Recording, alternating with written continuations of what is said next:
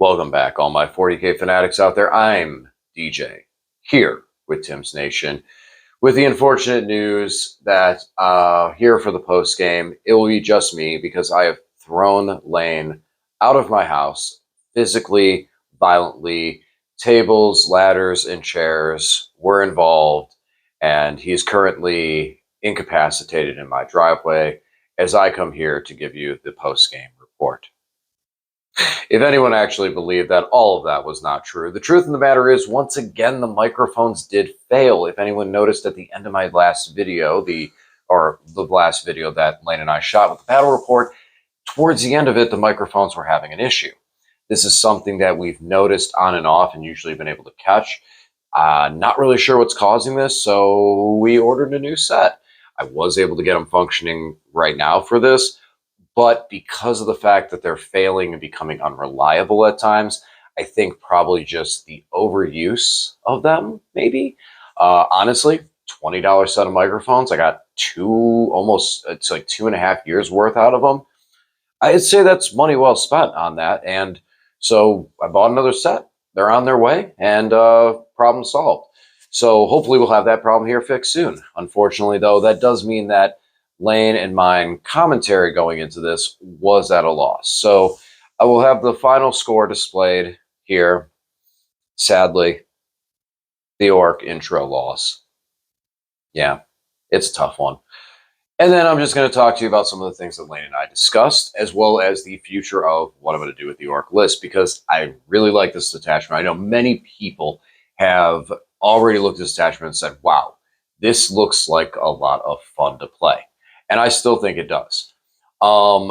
As some of the things that I mentioned in the battle report as it was going on, and as I mentioned into it, this was probably one of the sourest games I had on dice.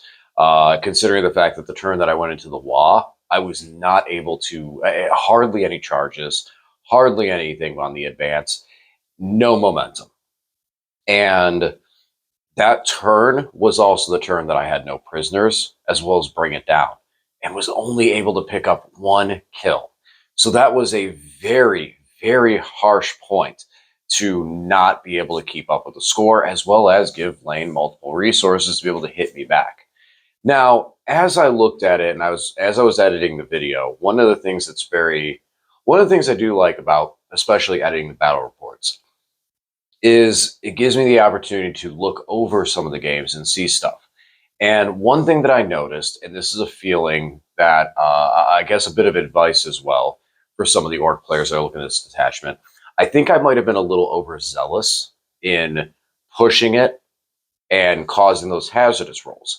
So the next game, I think I'm going to be a little more cautious. I know that's very anti-Orky, but I think that would be, being a little more cautious will allow me to be able to be less cautious later in the game when I do need to push it and finish things off, when units are coming in with 50% models, etc., and things like that.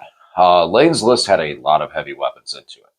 So one of the nice things with the Dread Mob is being able to kind of slow down some of the small arm fire, of which Lane didn't have a lot. So that's tough going into it. Iron Hands do bring a lot of heavy firepower. So I want to run this thing again. I look forward to running it again, just with a couple of changes. So some of the things that I noticed, the Dreadnought, the Death Dread, I don't really like him too much.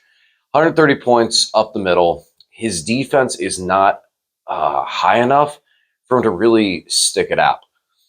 In other armies like Admech, for example, the Doom Crawler is comparable in points, but it has a 2-up, 4-up. That 2-up is really, really tough. You need AP2 to get me to a 4-up, first of all. And then if there is cover involved, now you need AP3 to get us to a 4-up. So I feel like for the 130 point investment, it's not as strong as, per se, 3 more Killicans. The Killicans they didn't do a whole lot. But I feel like, again, weapons that were going into them made it tough. and I need to go all the way in, and I'm working on that right now. I'm working on getting 6 more cans so I can just go full 18 on the kilocans, and I feel like that's the direction. That's the way I'm going to go. Gorg and Bork were awesome. Under 300 points. Getting hit by that Melta early really did suck. That's going to happen sometimes. You know, you take just a heavy Melta gun right to the face, and it can ruin your day. And Lane had some hot dice. I mean, he had the ballista, the shooting dreadnought, kicking my death dread in the face for 3 wounds. I mean, come on. But needless to say, even getting hit by such a solid, strong shot, I was still able to heal, fix, hang out, and keep everything rolling. So, not to mention they support so well off the strats that the detachment has. So those guys are going to stick around. Those guys are going to hang out. Now, as far as the Mega Knobs, I was kind of disappointed with them, but I feel like that comes into me a little bit. I think I was trying to do too much with them. They're super, super, super resilient. And I think they can definitely be a unit that the turn that I decide to wah, they can get aggressive and get onto an objective. Scoring a bunch of points that way by being able to just be super durable, get onto a point, or in like this mission, burn an objective. Now, there was a couple mistakes that we made and that were caught by some people in the battle report as well that I'll make a couple notes about, just because if we misread this and we missed this, others may as well. So you can't burn an objective on turn 1. Reading the cards helps understand the cards. One of my favorite MTG channels will often say, reading the card tells you how to play the card. So, read the card. And it does say on there you can't, starting with the second battle round. So that was a mistake. Oops, our bad. Just got excited to burn objectives, man. I mean, can you blame us? You get excited, just get up there and go, I'm going to burn that objective. That was so cool, exciting. So you're not allowed to do that. That's a big one. Another one that was interesting that someone brought to my attention today that I would have never noticed in the retrospect of things. So the Grot's ability to gain a command point, you gain it on a 4-up if you control the objective, but you do it at the beginning of your command phase. Well, at the first turn of the game, you haven't hit an end of phase. So you don't technically control that objective until the end of the command phase, which is when you would score objectives, but we don't score on turn 1. So because the Grot ability to generate CP starts with, it has to control the objective, if you go first, you don't control it. So I believe that transpires to I think it is all of yours. I have to look at that now, because now as I say it out loud and I think about it, it's like, well, what if your opponent goes first? But it's still one of your phase at the end of your phase. That's how it's worded. So yeah, so the first turn, the Grots would not be able to get me the extra CP. That's definitely important to know, because had I not looked at that, had someone not said that, I honestly would have still done that. I mean, to my impression, it's like, oh, I'm on the objective, I control the objective. But order of operations is very, very important. And we talk about this all the time. And this is another order of operations unit. So the Grots will only do that if you control it. You only control it if you pass the end of any phase. So very important note there, mistake there. And then another one, there was mention about this, and I spoke poorly, but we did this right. Yes, the mech gives +1 to hit to a single vehicle. So when I do the +1 on the kilocans, it's not the whole unit, it's actually only the single model, the single can in the unit, which, although it might seem like a waste, it kind of is. It really doesn't help as much. I tried it. I tried a couple efficiencies with it. So that's going to get tweaked a little bit out of there. So all in all, it wasn't a good game. I know you hear a lot of people on different channels and stuff say, oh, it was still a good game. It's still a great game. It's still a great game. It wasn't a good game. It was not a good game in the sense of, it wasn't a good game for the Orks. Not a lot of things went well. It didn't play. Now, 40K in general is a great game. I love Warhammer. So every game of Warhammer, by that omission, is a great game. It wasn't a great game for the Orks. It wasn't a good showing for them. We didn't get that. we didn't get really to push. We didn't get to get in there aggressive and really make it happen. So that's on me, though. I'm not an orc player. I play a lot of different armies, but what the Dread Mob brings is more to my style. The biggest thing is I'm behind the eight ball because I haven't really played these data sheets, so I got to learn these data sheets and figure stuff out. So yeah, so like when I say, well, it wasn't a good game, I can play better than that. I'm a much better player than that, and I'm gonna get it. I'm gonna get this orc list running. Don't worry, don't worry. I'm gonna get crumping, and I'm gonna bring this stomping to Lane here very soon. Not the stomp. I'm not spending 800 points on that thing. Not yet, at least. But I'm gonna bring the stomping to Lane here soon. So again, I can't say it was a good game. There was and when I say it's not a good game, again, I got to keep iterating this. So I made a lot of mistakes. Splitting attacks on the Death Dread, big mistake. Big mistake. Huge mistake. Should have just picked the Armiger and hit it and ran down with it. Pushing it probably a little too much. Took too much damage on myself early when I probably didn't need to. So there's some more things there.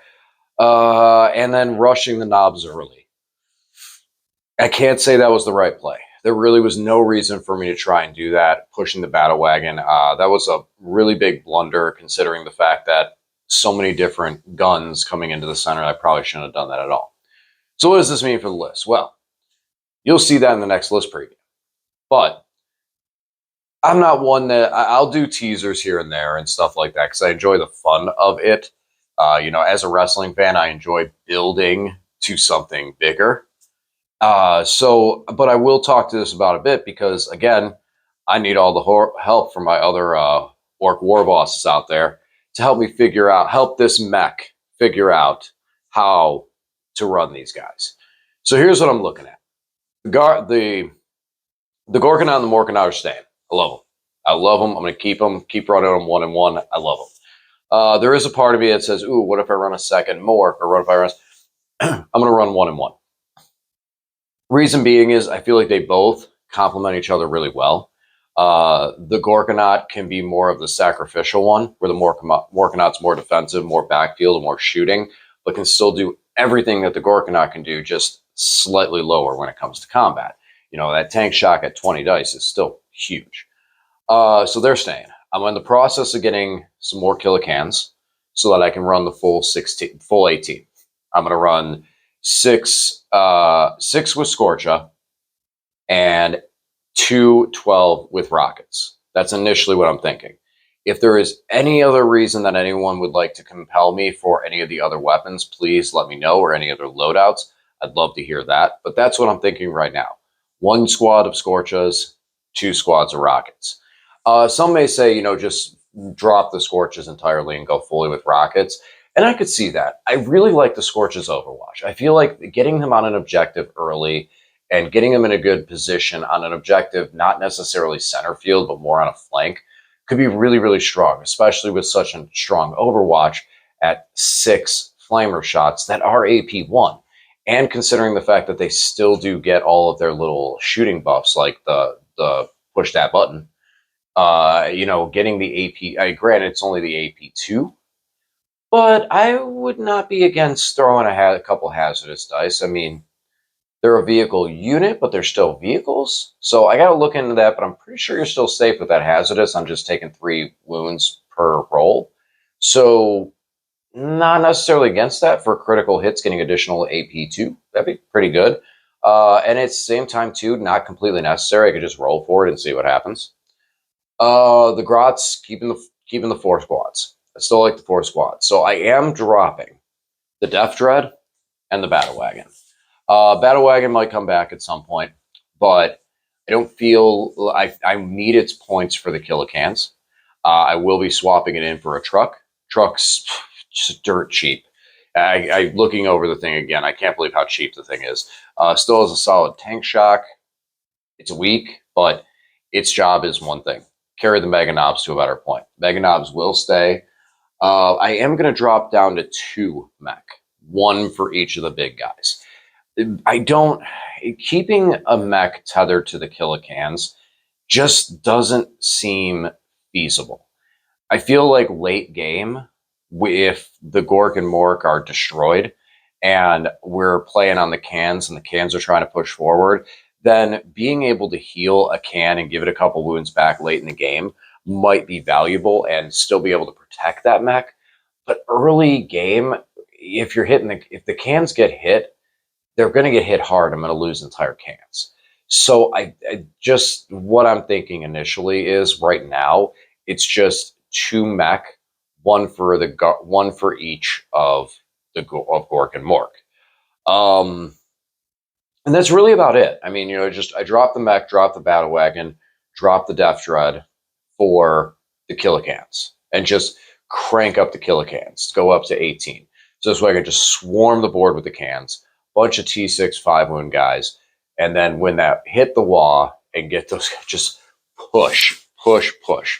And it's just a lot of bodies, a lot of bodies. Now, initially wouldn't seem like there's a lot of finesse with this army, but I'm remiss to go back to one of my buddy's play styles, my buddy Steve and his orcs, and how he ran some speed freaks and used it as like almost a swarm, where he takes it, deploys it, and then it all just goes and swings this way. Or here it is, like here's the army. It's all right in front of you. It looks, you can go left, you can go right, you can go center. And every time sweep, sweep to the right, sweep to the left, either way. And things like the cans being able to hit that front line and push through. And then when you're down to one or two cans, those get left behind to protect things like I have with the grots. Grots being super cheap, being able to drop those off. And as well, the fact that I'm taking one squad inside of the Mork and Gork across the field. So after we clear something, they can get out and go on to the objective. That's at least the plan for it. So that's basically it. Again, apologize for having to do it this way. This is not the way. We have a method of how we want to do this stuff and how we want to change this stuff up. But this is also another reason why we are changing up some of the ways we do stuff on the channel so that we can enhance the technology of it. This was not something precedent because of how we record it. We didn't see that this was going to be an issue. And until the microphones come, this is definitely going to be something that we test for to make sure that those videos don't happen that way. But technology, it's great when it works, right? All right, guys, as always, thanks for watching. I'll talk to you again soon.